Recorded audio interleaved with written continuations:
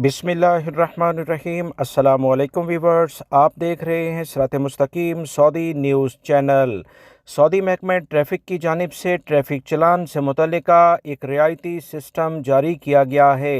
कुछ तफसीलात शेयर की गई हैं जिसका जानना गैर मुल्की भाइयों के लिए काफ़ी फ़ायदेमंद होगा।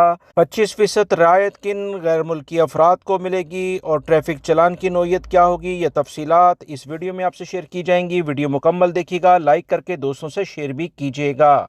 सऊदी महकमा ट्रैफ़िक की जानिब से ताज़ा तरीन अपडेट आई है कि खिलाफ वर्जियों पर होने वाले चलान में 25% रियायत हासिल करने का गैर मुल्की और सऊदी शहरियों के लिए बेहतरीन मौका है।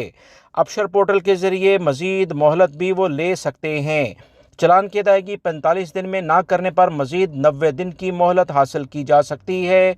ऐसे गैर मुल्की और सऊदी शहरी चलान की अदायगी में 25% रियायत हासिल कर सकते हैं जिन पर खिलाफ वर्जी की सूरत में रजिस्टर्ड होने वाला चलान 18 अप्रैल 2024 के बाद हुआ हो।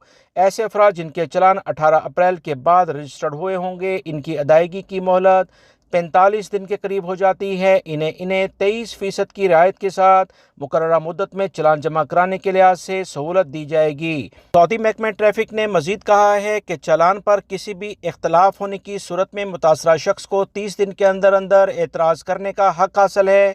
वो अपने अबशर प्लेटफॉर्म के ज़रिए ये एतराज़ कर सकता है। अदायगी के लिए मजीद 15 दिन की मोहलत भी दी जा सकती है। मजमूई मोहलत 45 दिन से ज़्यादा नहीं होती। तमाम गैर मुल्की सऊदी शहरी जिनको 18 अप्रैल 2024 के बाद से चलान हुए हैं, 25% वो रियायत के साथ चलान जमा करा दें और वक्त पर जमा कराएं तो ज़्यादा बेहतर है। इस तरह से वो सहूलत से फ़ायदा उठा सकते हैं। बहुत ज़्यादा मसले मसाइल ट्रैफिक के लिहाज से गैर मुल्की अफराद को फेस करने पड़ते हैं।